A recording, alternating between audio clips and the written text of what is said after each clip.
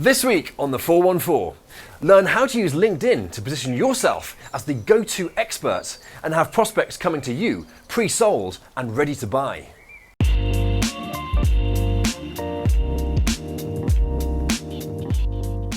Hi, I'm James Rostance and welcome to the 414.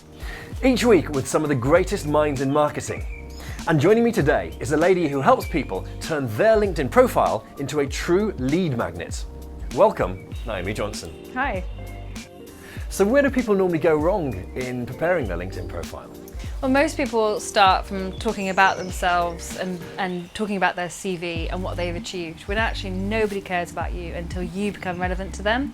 So we need to actually switch it all around and make it about the problem that you solve and the value that you bring, not about your previous achievements. Done correctly, what is a well-designed LinkedIn profile capable of? Of bringing you new prospects who are coming to you pre-sold and ready to buy. The reason is that if you're actually able to take a prospect from not knowing they had a problem and not looking for a solution, all the way through to, my goodness, this is a big deal in my life and I can't fix it for myself, I must invest in a solution, LinkedIn statistics show that 88% of people will actually end up buying from you. So where a lot of people compete for the same marketplace and the same people with keywords, people who already know that they have a problem looking for a solution and therefore using keywords, we can create an entirely new marketplace by awakening people in the first place to the fact that they have a problem.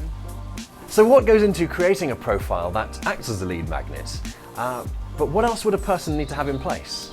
Sure, so in order to make the LinkedIn profile really work, it's about the design of the business and how you're actually going to bring leads in to work with you. And one of the critical points is actually the sales conversation and their opportunity to speak with you and actually discover whether your solution is right for them and also whether they're the right client for you. So I always tell people to design a diagnostic which helps you to learn from each other what the problem is and if you're actually the right fit.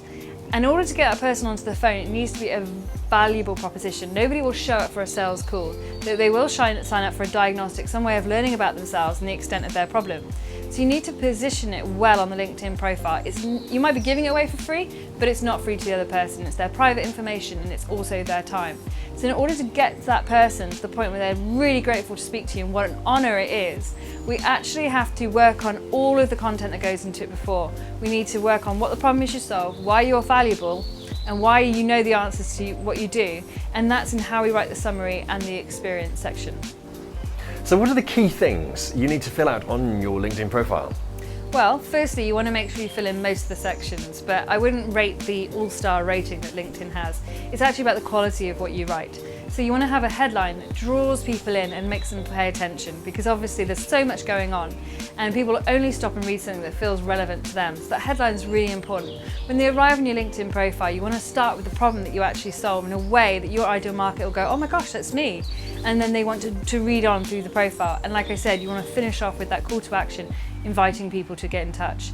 When someone knows that they pretty much sure they have a problem and they're thinking of working with you, don't leave them hanging and going, well, how would I work with you? What would that look like? Because that's either going to make that person go, oh, forget it, never mind, or it's going to take them to a Google search where your competitor might come up.